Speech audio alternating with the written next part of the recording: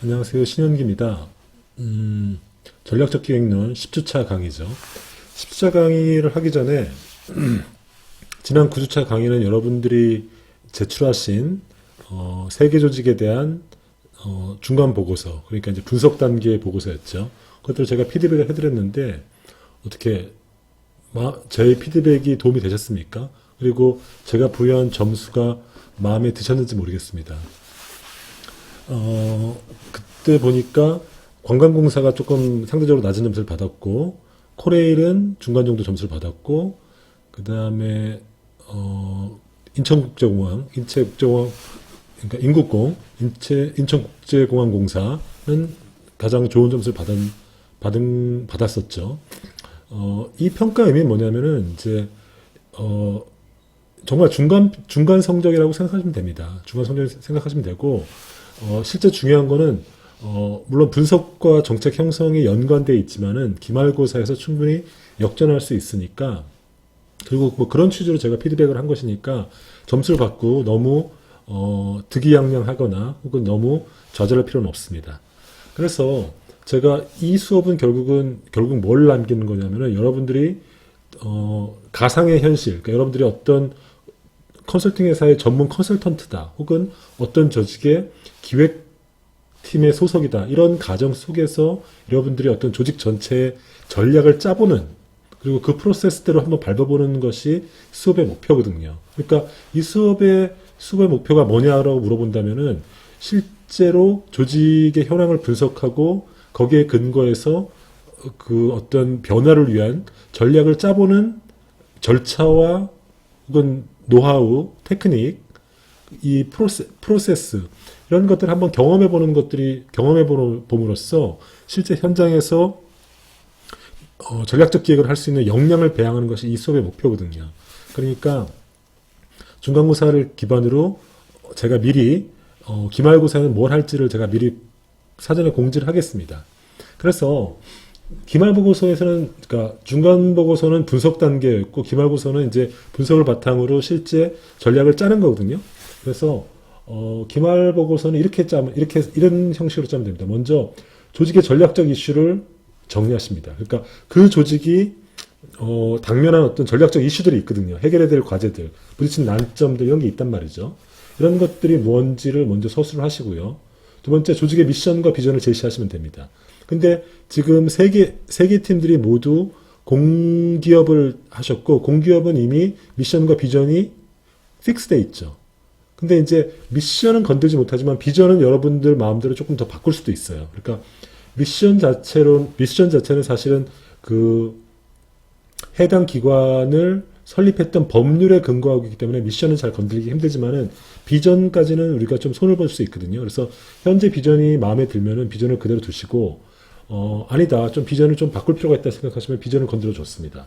그리고 세 번째는 이런 앞에서 얘기했던 전략적 이슈, 그리고 중간 보고서에 했던 스왑 분석 결과들을 활용해서 조직의 전략 방향, 이른바 골을 제시하십시오. 이거는 보통은 한 3개에서 혹은 5개 사이거든요. 그래서 이거를 제시하시면 됩니다. 이걸 제시하시고, 근데 문제는 12주, 그러니까 11월 16일부터 20일 사이에 이 고를 하는 3개에서 5개, 최대 5개 정도를 만들어서 저한테 보고를 해 주십시오. 저한테 이메일로 좋고, 사전에 우리들이 분석한 이 조직의 전략 목표는, 전략 방향, 즉 골은 한 요런 게 될 수 있다 하고 근거들을 제시해 주십시오. 그러면 제가 그걸 보고 피드백 해드리겠습니다. 보고는 이메일이나 이런 걸 하시면 좋겠고요. 제가 피드백은 개별적으로 할지 아니면 13주 때 줌 회의를 해서 단체로 할지는 제가 좀 고려해서 미리 공지를 드리겠습니다. 어쨌든 12주까지 이 한 최대 5개 정도의 골을 설정하셔서, 전략 방향을 설정하셔서 저한테 알려주십시오. 그러면 이것이 픽스 되면은, 저와 상의한 결과로, 피드백 결과로 픽스 되면은, 이 골을 실현하기 위한 오브젝티브, 전략 과제, 실행 과제까지 이제 담아내면 되고요. 그리고 이런 것들을 정리한 게 이제 비전 하우스인 거죠. 비전 하우스. 비전 하우스를 만드시고, 그리고 우리가 보통은, 실제로 이제 전략 보고서를 낼 때는 그 앞에 일부의 분석 보고서,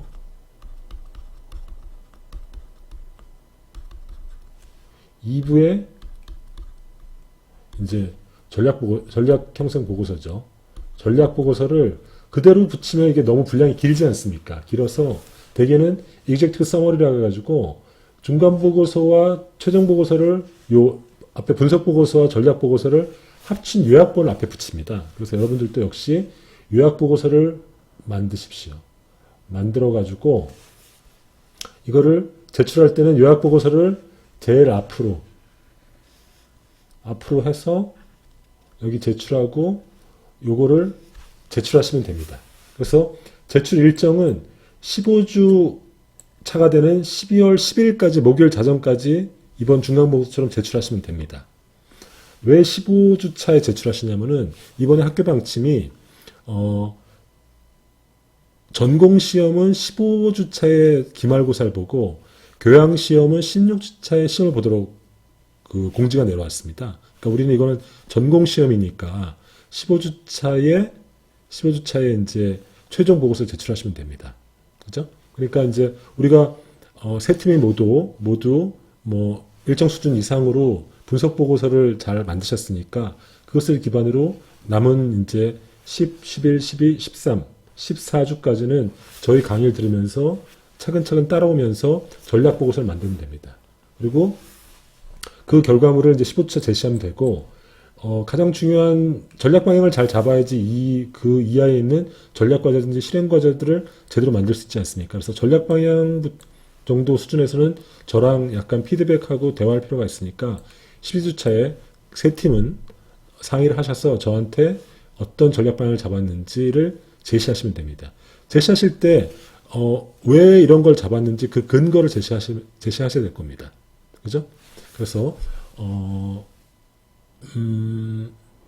궁금하신 부분은 이제 제가 다시 이제 앞으로 수업 시간에도 계속 얘기할 텐데 궁금하신 부분은 계속 질문을 주시면 됩니다. 아시겠죠? 그래서 향후 수업 계획은 이렇게 진행되겠다라는 것을 먼저 말씀드립니다. 그러면 오늘 얘기할 거는 이겁니다. 전략적 방향, 그러니까 strategic direction을 잡는 어떤 노하우에 대해서 먼저 말씀드리겠습니다. 그때 봤듯이 전략적 기획은 세 단계로 이루어집니다. 먼저 분석을 하고요. 우리 분석은 이제 중간고사 끝났죠. 이번부터는 이제 포뮬레이션, 전략을 만드는 단계에 들어가는데, 그리고 전략을 만들면 이제 이걸 실행하는 단계가 있는데, 이거는 이제 현실에서는 우리가 적용할 수 없으니까 만하고, 요거를 중간 때, 이제 요거를 이제 기말 때 한다는 거죠.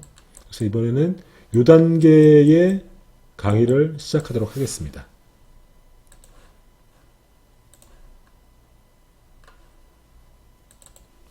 우리가 어떤 전략을 분석이 끝난 다음에 그 조직의 현황에 대한 분석이 끝난 다음에, 즉 그래서 현황이라는 것은 이제 내부의 역량과 외부의 환경에 대한 분석이 끝난 거죠. 그리고 전략 방향을 잡아야 됩니다. 그것을 근거로 전략 방향을 잡아야 되는데, 전략 방향을 잡을 때 이제 데이터는 그 조직이 당면한 전략적 이슈를 먼저 파악하는 거고, 또 그것과 함께 우리가 했던 수학 분석을 바탕으로 전략 방향을 잡는 거죠. 이때 우리가 전략을 잡는 게 굉장히 힘들단 말이죠. 그래서 많이 쓰는 방식 중에 하나가 벤치마킹입니다. 즉 동종업계 혹은 뭐 동종업계가 아니더라도 어떤 업계에서 혹은 유사한 조직에서 가장 잘 나가는 것들을 따라하는 거죠. 말이 벤치마킹이지 사실은 가장 우수한 기업들 따라하는 거죠. 그래서 벤치마킹을 전략 수립을 할 때, 즉 전략 방향을 잡을 때 벤치마킹을 많이 하는데, 대개 벤치마킹은 실패할 가능성이 있습니다. 왜 벤치마킹이 실패하는지에 대해서 말씀드릴게요. 벤치마킹이 실패하는 이유를 저는 이제 토요타 생산 방식에 대해서 말씀드리겠습니다. 토요타 생산 방식이라는 게 있어요. 알다시피 토요타는 일본의 자동차 메이커죠. 근데 이제 토요타가 굉장히 잘 나가는 일본 자동차 기업이고 세계 자동차 브로커에서도 잘 나가는데, 이 토요타는 독특한 생산 방식이 있습니다. 그래서 토요타 프로덕션 시스템이라고 하는 이 TPS라고 하는 이 생산 방식이 있어요. 이 TPS 방식의 핵심은 뭐냐면은 미국의 어떤 자동차들, 뭐, 포드라든지, 혹은 뭐, 또 뭐가 있습니까? 미국 자동차 브랜드들 중에서 이제 포드라든지, 뭐 세 가지가 있잖아요. 갑자기 생각이 안 나는데, 이 자동차들, 미국 자동차들의, 특히 포드 같은 자동차들의 생산 방식이 뭐냐면은, 대량 생산하는 체제니까, 이른바 컨베어 벨트를 통해서 대량 생산하는 체제입니다. 그리고, 미국의 자동차들이 대량 생산할 수 있는 것은 또 미국의 내수 시장이 굉장히 크기 때문에 그런 식으로 하는 거죠. 근데, 토요타 같은 경우는 그런 식의 미국식의 대량 생산 방식을 받아들이기가 상대적으로 힘들죠. 왜냐면은, 토요타도 물론 이제 세계 시장을 상대로 하지만은 토요타는 상대적으로 내수 시장이 작단 말이에요. 그러니까 토요타는 just in time이라고 해서 적시에 필요한 인력과 자재를 공급하는 이런 시스템을 구축해 왔었어요. 그러니까 미국식의 대량 생산 체계에서는 그냥 사람과 자재를 쌓아놓고 컨베이어 벨트에서 계속 대량 생산하는 체제인데 내수 시장이 작은 일본에는 그런 식의 미국식 자동차 회사의 생산 방식이 힘드니까 just in time이라 그래가지고 재고를 쌓아놓지 않고 필요할 때마다 즉시 조달하는 이런 체제. 그래서 협력업체와 협력을 해서 그때그때 필요한 재고 물량들을 공급받는 이런 체제로 시스템을 구축해 왔단 말이죠. 이것들을 토요타 생산 방식이라고 하는데 문제는 토요타가 자신들의 이러한 just in time, 이 TPS라고 하는 토요타 프로덕션 시스템이라는 것들을 협력업체들에게 계속 연수를 했어요. 그리고 많은 기업들이 토요타식의 방식을 많이 벤치마킹을 했습니다. 근데 문제는 뭐냐면은 토요타 생산 방식을 따라하는, 즉 벤치마킹했던 기업들이 토요타만큼 그렇게 성공적이지 못했다는 거예요. 왜냐? 이런 거죠. 새로운 경영 방식을 도입한단 말이죠. 벤치마킹을 도입하면은 자신의 기존의 방식과 맞지 않으니까 초기 비용이 상승하고 그리고 대부분 조직에서는 경영기법을 기존의 방식을 바꿔야 된단 말이죠. 그러니까 이 과정에서 기존 것을 없애고 새로운 체제를 도입하니까 비용이 상승하면서 오히려 조직 경쟁력이 떨어지는 문제가 생겼다는 겁니다. 그죠? 그러니까 토요타의 빅피처는 뭐냐면은 사실은 자신의 어떤 노하우들을 개방하고 벤치마킹 하도록 했지만은 결과적으로 그것을 벤치마킹한 어떤 경쟁업체들은 오히려 이질적인 생산 방식을 도입하는 과정에서 오히려 경쟁력이 저하되는 역설적인 현상을 맞이했다는 거예요. 여기서 말하는 핵심은 뭐냐면은 우리가 어떤 전략을 짤 때 그 업계 1등, 가장 잘 나가는 어떤 기업이나 조직들의 방식을 모방하는 것들을 통해서, 모방을 통해서, 즉 벤치마킹을 통해서 전략 방향을 짜는 경우가 많은데 이런 것들이 쉽지 않다는 거예요. 저번에도 제가 말씀드렸다시피 우리가 이제 삼성 같은 기업이 이제 기업에서 가장 잘 나가니까 삼성 CEO들을 많이 자신의 CEO로 모셔와가지고 우리 기업도 이 사람을 데리고 오면은 삼성처럼 될 거란 기대 속에서 모셔오지만 사실은 삼성처럼 안 된다고 얘기했잖아요. 그렇죠? 그 이유는 뭡니까? 단순히 어떤 누군가를 데리고 온다고 해서 어떤 혁신적인 것을 갖고 온다고 하더라도 기존의 문화라든지 시스템과 맞아떨어지지 않기 때문에 오히려 비용이 상승해서 실패하게 되는 경우라고 말씀드리지 않았습니까? 그죠? 그래서 토요타 시스템도 마찬가지라는 겁니다. 이런 벤치마킹으로 우리가 벤치마킹을 통해서 전략 방향을 짜고자 하지만은 이런 어떤 기존의 것과 새로운 것 간의 이질성 때문에 벤치마킹이 되긴 실패한다는 거죠. 그래서 벤치마킹을 시도하는 기업들의 실수는 뭐냐면은 경영기업의 근본 취지와 작동 원리에 대한 고민이 부재하다는 겁니다. 그리고 제도 운영 방식, 프로세스 등 결과물 도입에만 매몰돼서 조급하게 단기적인 마음으로 단기 성과만 기대하게 된다는 거죠. 그죠? 그러니까 같은 맥락입니다. 우리가 잘 나가는 기업에 무엇만 따오면은 우리로 따지면 이제 전략 방향을 그것의 벤치마킹을 또 따오는 거죠. 근데 아까 했듯이 그 기업에서 그것이 작동했던 거는 뭐냐면은 그 문화랑 맞아 떨어졌기 때문이거든요. 근데 그것들을 이질적인 문화를 이식해 오면은 그것이 기대만큼 작동하지 않는다는 거예요. 그죠? 그래서 벤치마킹을 할 때 이런 실수가 있다는, 이런 것들을 고려하지 않으면은 벤치마킹은 그러니까 원하는 결과를 가져오지 못할 수 있다는 거죠. 그래서 여기 하라 마시코라는 플러스 드라이브 대표가 있어요. 이 사람은 토요타 엔지니어 출신인데 토요타 방식이 성공하기 위해서 정말 필요한 것이 무엇이냐면은 어떤 잘 나가는 기업의 어떤 전략이라든지 기법, 시스템, 프로세스만을 단순히 수입하거나 벤치마킹하는 것 못지않게 중요한 것이 결국은 마인드셋이라는 거예요. 토요타의 경쟁력의 원천은 직원들의 마인드셋이고 이 마인드셋이 발현돼서 칸반 시스템 같은 결과물이 만들어진 것이다. 많은 기업들이 정작 중요한 마인드셋은 배우지 않고 결과물만 배우려 하기 때문에 TPS 적용에 실패한다. 뭡니까? 토요타를 벤치마킹 하고자 했을 때 단순히 그것에 어떤 기술만 갖고 와서는 안 되고 토요타가 그것을 정착시켰던 그 직원들의 마인드셋을 갖고 와야지 벤치마킹에 성공할 수 있다는 거예요. 그러니까 우리가 전략을 짤 때도 잘 나가는 기업을 벤치마킹해서 전략을 짤 때도 단순히 저 기업은 저거를 해서 잘 됐으니까 우리도 같은 것을 하면 잘 될 거다. 이런 식으로 생각해서는 안 된다는 거예요. 이 하라 마사히코 얘기처럼 그 어떤 제도라든지 시스템을 도입할 때 그것들이 작동하는 직원들의 마인드셋, 조직 문화를 같이 갖고 와야 된다는 겁니다. 그럼 토요타의 마인드셋은 뭐냐? 한마디로 얘기하면 고객 중시라는 겁니다. 그리고 현상 유지는 악이라는 생각입니다. 이거는 이제 하라 마사히코의 얘기입니다. 토요타의 마인드셋은 뭐냐면은 고객의 소중한 자동차를 열대 이런 식으로 불러서는 안 된다는 거예요. 그죠? 그러니까 자동차를 어떻게 물건처럼 대해서는 안 된다는 얘기인데, 그러니까 그만큼 고객의 입장에서 고객을 중시하라는 거죠. 그리고 현상 유지는 안 된다는 거예요. 열심히 일하는 것은 안 되고 더 편하고 능률적으로 일할 수 있는 방법을 찾아라.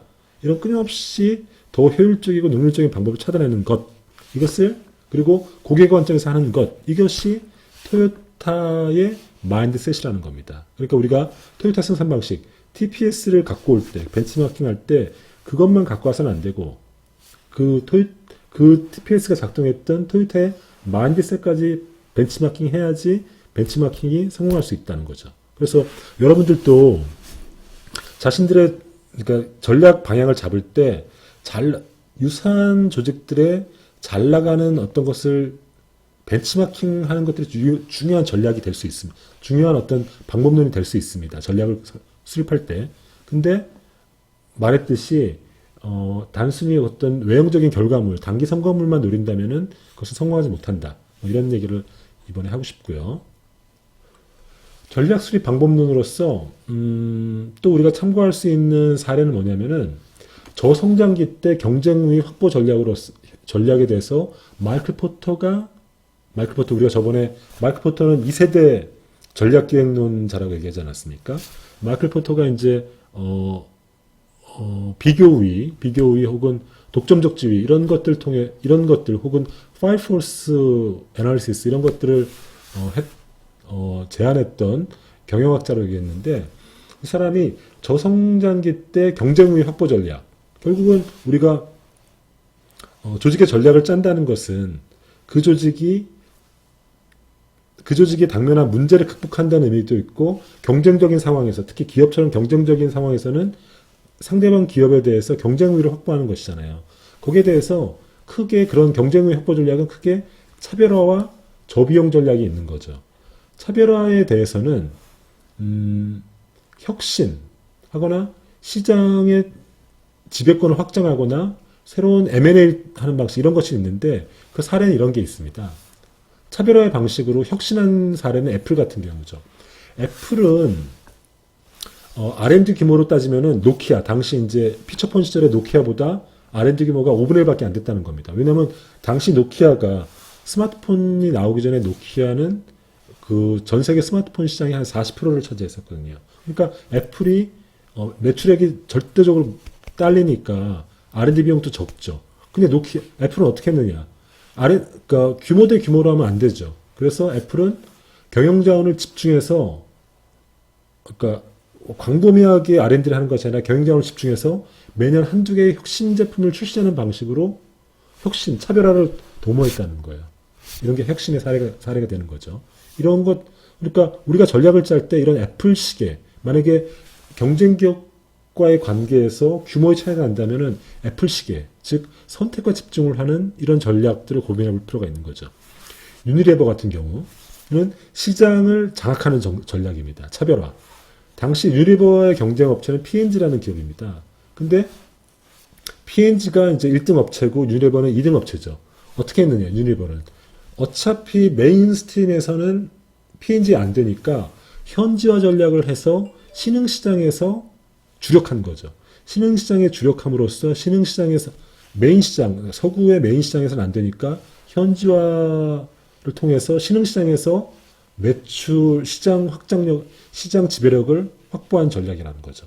이런 것도 일종의 차별화 전략이 될 수 있는 거죠. 그러니까 중요한 고려할 수 있는 전략이 될 수 있는 거죠. 그리고 또 다른 차별화 전략 중에 하나가 M&A 같은 거죠. 저성장기에는 노동 경쟁 강도가 높아지기 때문에 시장 장악력, 누가 더 시장을 많이 장악하느냐가 성과를 좌지우지할 수 있는 거죠. 경쟁이 치열하니까 시장 장악력이 높은 사람이 경쟁 우위에 설 수밖에 없는 것 아니겠습니까? 왜냐면 마이클 포터가 항상 생각하는 거는 경쟁적 상황에서 어떻게 독점적 지위를 확보하냐는 게 문제였으니까요. 이때 우리가 고려할 수 있는 게 바로 M&A라는 겁니다.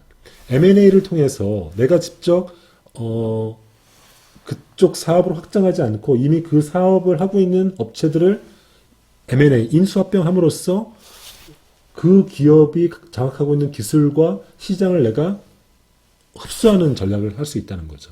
이런 것들이 마이클 포터가 얘기하는 저성장기 때 경쟁 우위 전략 중에 차별화 전략에 해당하는 거죠, 사례. 그리고 저비용 전략에 해당하는 것은 뭐냐면은 마케팅이라든지 생산 비용을 낮추는 것도 저비용이고 또 손쉽게 비용을 줄이면서 하는 방식 중에 하나가 마케팅 전략입니다.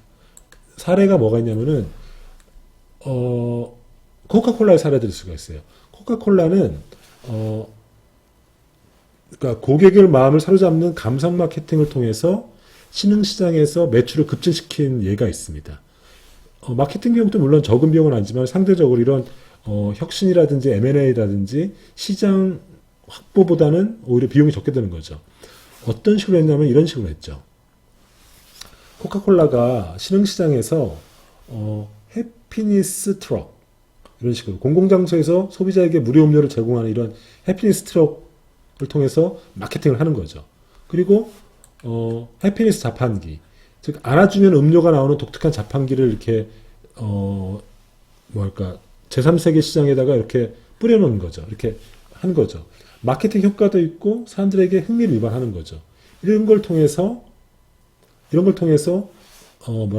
이른바 경쟁 우위, 즉 경쟁사인 다른 음료보다 경쟁 우위를 확보한 거죠. 그러니까 이것은 뭐냐면은 굉장히 상대적으로 그러니까 적은 비용을 들이면서 시장에서 우위를 확보하는 전략인 거죠. 그러니까 이 기업들의 사례들을 다 보면은 이 기업들의 목표는 뭐냐면은 저성장기라는 공통된 조건에서 어떻게 상대방을 압도하는 경쟁 우위 전략을 만들어낼 것인가를 고민했던 사례들입니다.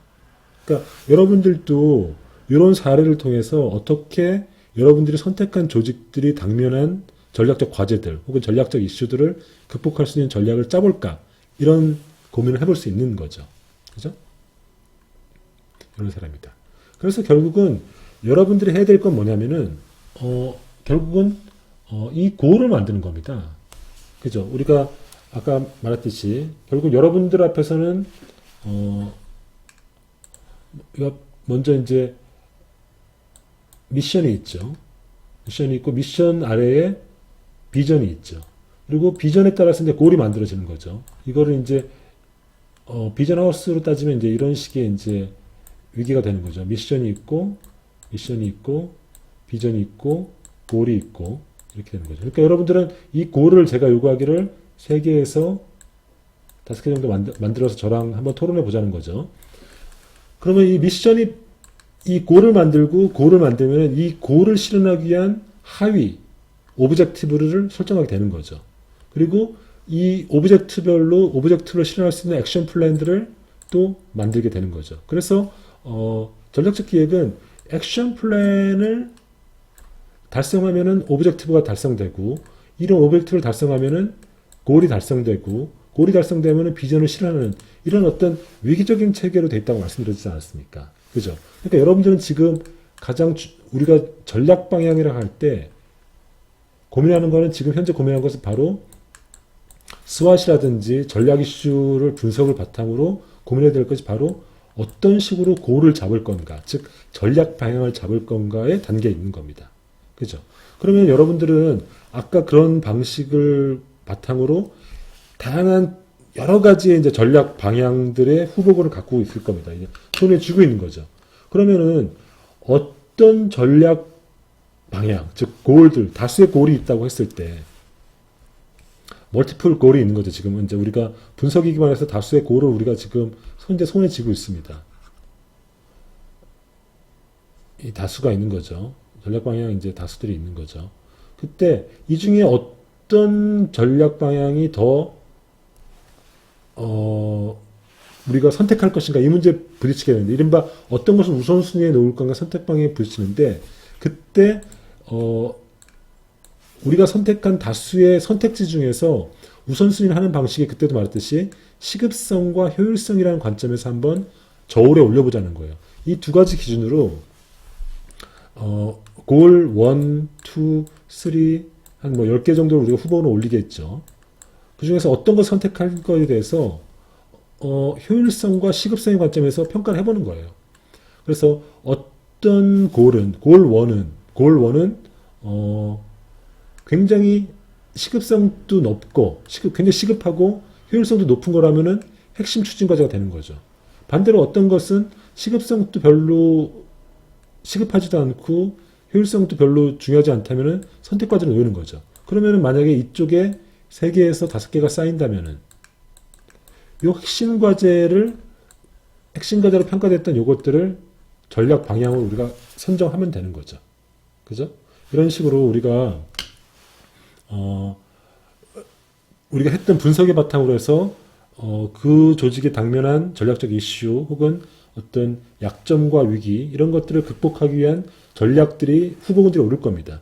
그럼 후보군을 갖고 이런 저울에 올려서 평가해보면서 각각의 우선순위를 정해서 이 골로 선정하길 바랍니다. 이것들을 저한테 보고해서 저랑 토론해 보자는 거예요. 그것을 12주차 때 11월 16일부터 20일 사이에 저한테 보고해서 서로 피드백하고 토론해보고 최종 픽스하자는 겁니다. 그래서 이거를 팀별로 할 수도 있고 아니면 13주 때 줌회를 잡아서 같이 전체 토론을 하면서 같이 공유하고 해볼 수도 있는 거죠. 왜 중요하냐면은 이 골을 잘 잡아야지 그 하위 단계인 오브젝티브랑 액션 플랜을 우리가 원활하게 할 수 있거든요. 그죠? 그래서 여러분들의 지금 당면 과제는 이 전략 방향을 잡는 거다. 골을 잡는 거다. 이런 거죠. 그러면은 사실은 전략 방향을 잡는다는 것은 굉장히 창의력이 필요한 겁니다. 물론 이제 우리가 정보량, 그러니까 객관적이고 합리적이고 치밀한 분석도 중요하지만 결국은 전략 방향이라는 것은 어떤 번뜩이는 영감, 그리고 아까도 했지만 뭐 다른 기업의 벤치마킹, 그 다음에 아까 얘기했던 사례들, 경쟁 의 사례들을 갖고 우리가 전략 방향을 잡는 거거든요. 근데 결국은 가장 중요한 거는 이제 데이터, 분석, 그 다음에 다른 사례들, 그 다음에 결국은 영감, 크리에이티비티인데, 전략적, 이런 창의적 전략은 어디서 오는가? 그게 굉장히 난감한 문제 아닙니까? 이에 대해서, 여러분들이 이제 당면한 문제입니다. 어떻게 창의력을 발휘해서, 기발한, 사실 기발하다는 거는, 굉장히 어떤 상황을 역전시키는, 그래서 변화 달성을 성공하는 전략을 계획을 짜내는 건데, 그 중에서 이제 오늘 말할 건 어떻게 영감을 받느냐, 이 문제죠. 쉬운 건 아닙니다. 쉬운 건 아닌데, 조금 참고할 얘기는 있는 것 같아요. 그래서 우리가 잘 알고 있는 구글에서는, 구글도 굉장히 혁신적이고 창의적인 기업 아닙니까? 그래서 구글 직원들에게 교육하는 전략적 마인드라는 게 있어가지고 제가 한번 갖고 와봤어요. 구글에서는 직원들에게 전략적 마인드를 가질 것을 요구하고, 그리고 그런 전략적 마인드를 다음과 같이 정리하고 있답니다. 첫 번째, 전략을 짤 때, 구글이 이제 계속 혁신을 유지하기 위해서 전략을 짤 때 요구하는 게 10년 단위로 생각하라는 거예요. 당장의 수익이 안 나더라도 10년 후 미래에 필요한 역량과 기술과 데이터를 쌓을 수 있다면 기꺼이 투자한다는 것. 그러니까 10년 단위로 생각한다는 거예요. 지금 당장 1, 2년의 먹거리를 고민하는 게 아니라 10년 후를 고민하라고 요구한다는 거예요. 두 번째, 신제품은 칫솔과 같아 한다고 얘기한답니다. 이건 뭐냐면은 레리 페이지, 구글의 창업자죠. 구글이 만드는 제품과 서비스는 하루에도 몇 번씩 저절로 손이 가게 만들어야 한다는 거예요. 그것을 신제품은 칫솔과 같아 한다는 겁니다. 즉 칫솔처럼 매일 쓰듯이 구글의 제품도 매일 소비자들이 쓸 수 있는 것들을 만들도록 아이디어를 내라는 겁니다. 그리고 엔지니어는 코딩 이상을 해야 한다고 요구한답니다. 엔지니어를 부르는 말인데 너드라든지 이렇게 부르죠. 그러니까 우리가 보통 코딩을 하는 엔지니어들은 보통은 오타쿠인 경우가 많아요. 근데 구글의 엔지니어들에게는 전략적 마인드를 요구하니까 단순히 자신 분야, 코딩 분야의 어떤 전문성과 집중력뿐만 아니라 그런 기술에 대한 이해뿐만 아니라 인문학적인 소양과 상상력을 요구한다는 겁니다. 왜냐하면 결국은 구글은 소비자가 쓰는 것이면은 소비자들의 마음과 소비자들의 니즈 이런 것들을 알아야 되는 거고 결국은 인간에 대한 이해를 요구를 하니까 그런 인문학적인 소양과 상상력을 요구한다는 거죠. 그리고 그래야 할 때만이 구글의 혁신을 이끌 수 있는 새로운 제품, 새로운 방향, 전략들이 나올 수 있다고 보는 거죠. 그리고 빠르게 움직이기 위해서 모두가 현실을 알아야 한다고 요구한답니다. 그래서 하위 직원들에게도 끊임없이 이 일을 왜 하는지, 이 일의 의미가 뭔지 끊임없이 알려준답니다. 우리는 미래 AI 기술을 선점해야 하고 그러려면 사람들의 행동을 담은 빅데이터가 필요하고 그러려면 당신의 활동을 통해 고객의 정보가 바로 우리 서버로 들어와야 한다. 그래서 끊임없이 데이터를 수집할 것을 요구한다는 거죠. 그리고 큰 성장의 비전이 없는 과제는 의미가 없다. 지메일 이용자는 10억 명이다. 1억도 안 되는 숫자는 구글에서 논할 가치가 없다. 즉 크게 생각하라는 겁니다. 구글은 이미 지메일 이용자만 해도 10억 명이니까 뭐 몇만 명을 위한 것 말고 정말 전 세계 인구를 대상으로 비전을 구성하라는 겁니다. 그죠? 어떻습니까? 굉장히 이른바 조금 어떻게 보면 굉장히 장기적이고 굉장히 현실적이면서 그리고 굉장히 포부가 크다는 걸 알 수 있죠. 그죠? 전략적 마인드, 구글에서 구글의 직원들에게 이런 마인드를 요구한다는 거예요. 이런 마인드가 있어야지만이 창의적인 전략이 나온다고 보기 때문이죠. 그래서 요약하면 이런 겁니다.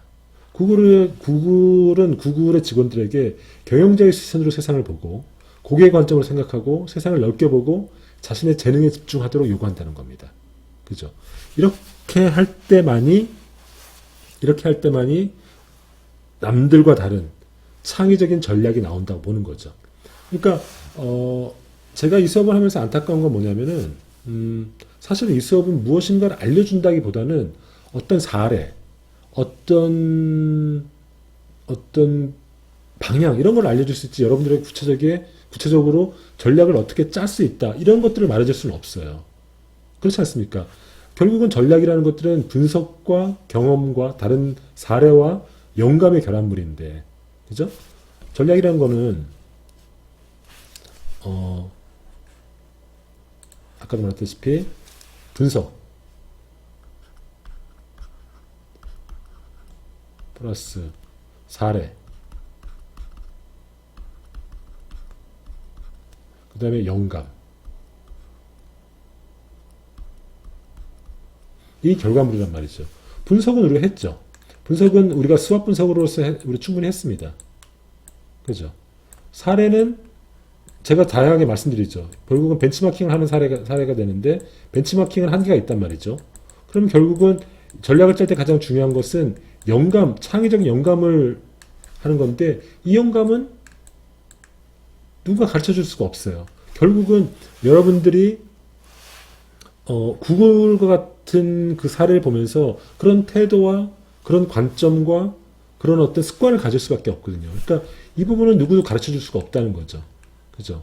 그래서 이런 세 가지가 결합돼서 창의적인 전략이 나오는데 이 부분에 대해서는 이렇게 하면 좋겠다고 저는 어드바이스를 할 수 있지만은 어떻게 영감을 얻는지에 대해서는 말할 수 없다는 거죠. 그래서 이 부분은 철저하게 여러분들의 팀워크의 결과일 수밖에 없다는 겁니다. 그래서 여러분들이 이런 분석과 사례와 영감을 종합해서 저한테 전략 방향 고를 3개에서 5개 정도 한번 보여주고 저를 한번 토론해 보자는 거죠.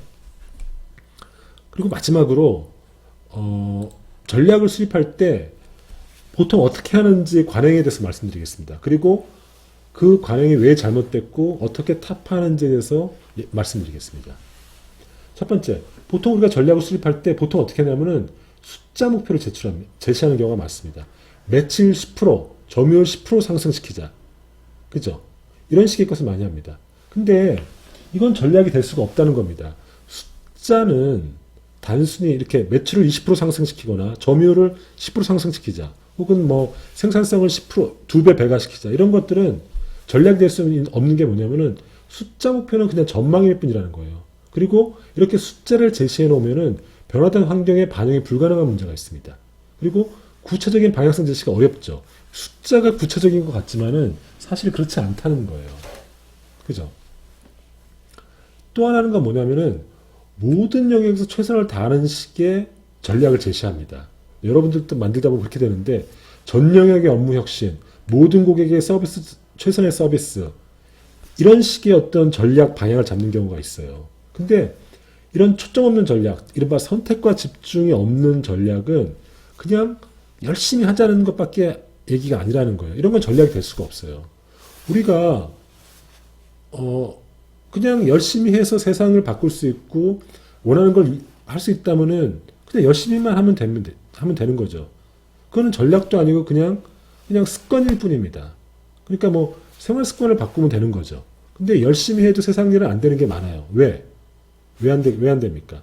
나만 열심히 하지 않고 경쟁자도 열심히 하거든요. 그러니까 열심히 하면 답이 없어요.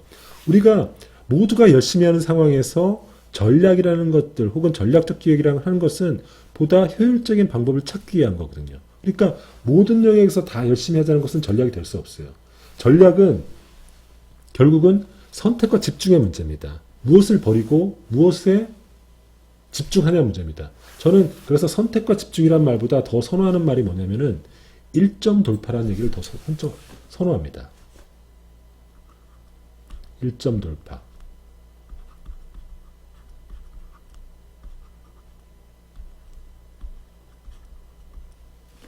이게 잘 써지지가 않네요. 1점 돌파가 뭡니까? 하나의 점을 갖고 그 점을 뚫고 지나가는 거죠. 그죠? 우리가 바위를 뚫듯이 1점으로 파고드는 겁니다. 그래서 우리가 전략은 결국은 선택과 집중이다. 그래서 그런 관점으로 전략을 짜야 된다는 거죠. 그리고 우리가 전략을 짤 때 또 조심할 게 뭐냐면 미사여구, 즉 듣기 좋은 말을 남발한다는 겁니다. 세계 최고, 선진, 고객 중심, 종합, 지속 가능 이런 얘기를 쓴답니다. 최고의 짜장을 만들겠다. 이런 건 전략이 될 수가 없죠. 왜냐? 그냥 막연하고 모호하지 않습니까? 그죠? 그래서 이런 식으로 사람들이 많이 하는데 이런 식으로 전략 방향을 고를 짜면 안 된다. 그럼 어떻게 짜느냐? 그 사례를 보여주는 게 이런 겁니다. 냉철하게 현실을 진단하라는 겁니다. 서비스의 문제점과 고객의 니즈 등을 냉철하게 분석해서 2, 3년의 문제를 생각해보고 그 문제 해법을 전략적으로 수립하라는 겁니다. 이런 식으로 막연한 숫자를 제시하지 말고 현재 문제를 파악하고 고객의 니즈라든지 현재 문제를 파악하고 2, 3년 후에 어떻게 문제가 확장되고 변할까 생각해서 그 문제 해법으로 전략 방향을 잡으라는 겁니다.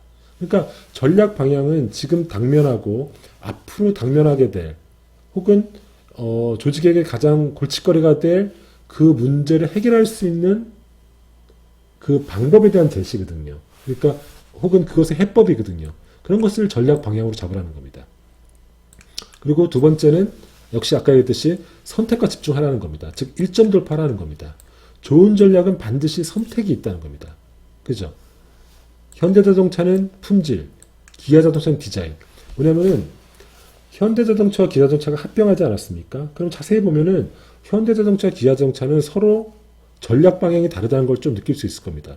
현대자동차는 주로 이제 품질 쪽으로 주로 전략 그 자원을 집중하는 경향이 있고요. 기아차도 물론 품질을 신경 쓰지만은 상대적으로 디자인에 집중하는 것을 우리가 관찰할 수 있거든요. 이게 뭐냐면은 현대차와 기아차가 품질도 잘하고 디자인도 잘한다 이렇게 하지 않는다는 거예요. 즉 선택과 집중을 한다는 거죠. 그래서 우리가 전략이라고 하는 것은 바로 이 선택과 집중이 있다는 거죠. 그러니까 전략 방향을 잡을 때, 고를 잡을 때도 이런 요소들을 생각하라는 겁니다. 즉 문제 해법으로서 고를 생각해야 된다는 거고 그 고에는 선택과 집중이 담겨 있어야 한다는 겁니다. 그리고 차별화의 포인트를 잡아라. 미사력을 쓰지 말고 차별화의 포인트를 잡으라는 겁니다. 즉 아까 그랬듯이 최고의 짜장면 만들겠다 이런 건 전략이 될 수가 없어요. 이런 게 전략이 된다는 거죠. MSG 없는 짜장면 혹은 된장 짜장면을 개발하겠다. 이런 게 된다는 거예요. 즉 차별화가 되지 않습니까? 즉 남들과 다른 어떤 방향. 그래서 그 차별화를 통해서 경쟁 우위를 확보할 만한 어떤 대안. 이런 것들이 전략이 된다는 겁니다. 그래서 여러분들도 이제 전략 방향, 그거를 선택하다 보면은 이런 식의 관행을 답습할 가능성이 굉장히 높습니다. 그때 이걸 다시 한번 생각해 보세요. 이게 막연한 숫자를 제시한 것이 아닌가. 그러니까 전략이 아니라 그냥 우리가 숫자만을 제시한 것이 아닌가. 그리고 선택과 집중이 없는 게 아닌가. 막연히 좋은 얘기를 제시한 게 아닌가라고 생각해 보시자는 겁니다. 그러면은 다시 한번 고민해 보면서 냉철하게 현실을 진단하면서 그 문제의 해법으로서의 전략이었는지, 그리고 선택과 집중이 담겨 있는지, 그리고 차별화의 포인트가 있는지를 생각해 보시라는 겁니다. 그런 관점에서 전략 방향 고를 선택하시면 된다는 겁니다. 그죠?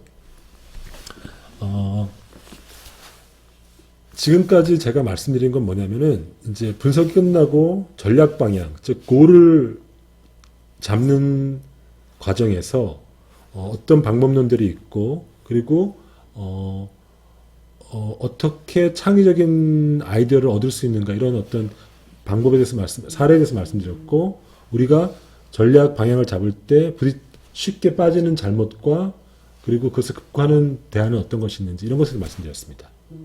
그래서 이것으로서 이번 10주차 수업을 마치고요. 다음 주에는 이제 구체적으로 스텝 바이 스텝으로 전략을 만드는 단계, 즉 미션, 비전, 골, 오브젝티브, 액션 플랜 이 만드는 절차를 한번 진행해 보도록 하겠습니다. 그러면은 10주차 수업을 이것으로 마치도록 하겠습니다. 수고하셨습니다.